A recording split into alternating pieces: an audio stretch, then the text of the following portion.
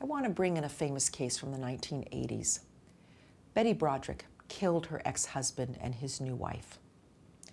The facts were very different from Casasa, and it raised in the minds of the public this issue of extreme emotional disturbance. This was a long-term marriage with children. Betty Broderick had put her husband Dan through medical school and then through law school. He set up shop as a medical malpractice lawyer in San Diego, became very famous in the San Diego community. He dumped Betty for a much younger version of her, kind of looked just like her, his 23-year-old legal assistant. The divorce case was so vicious. It commenced in 1985 and was well known throughout San Diego County. Betty claimed that Dan used his influence to gain custody of the children, that he wiped out her savings, and that he bilked her out of money that she deserved.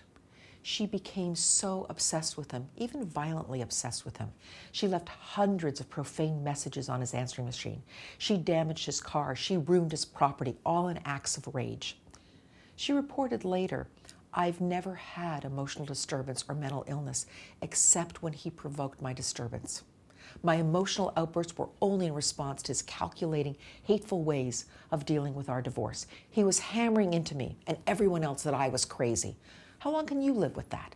That's what she kept saying. Finally, she went to their home very early one morning. It was 5:30 a.m. She used her daughter's key to get into the house.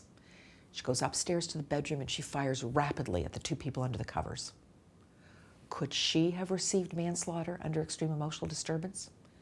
I think it's very possible that a jury could have found there was a reasonable explanation or excuse for Betty Broderick's emotional disturbance following that venomous divorce.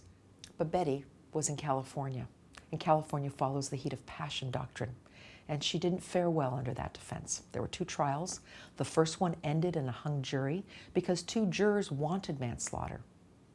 The second trial, she was convicted of murder too. And in fact, she's still in prison. In January 2017, she was denied parole for the second time. Let's explore another example. What about an adult child who kills her terminally ill parent who's begging to die? Parent is consumed with pain and is going to die, but is not going to die for a few weeks or a couple of months.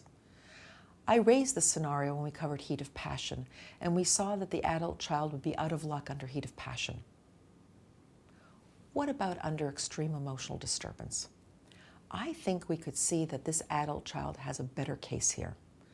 Child could probably prove that her extreme emotional disturbance was reasonable. Not that everyone would carry out the killing, because we don't ask that question, but instead we would say, is there a reasonable explanation or excuse for why she's so mentally or emotionally disturbed? Pop into her body, look out the external situation, and I think we could agree how upset we become by seeing our parent racked with pain who wants to die.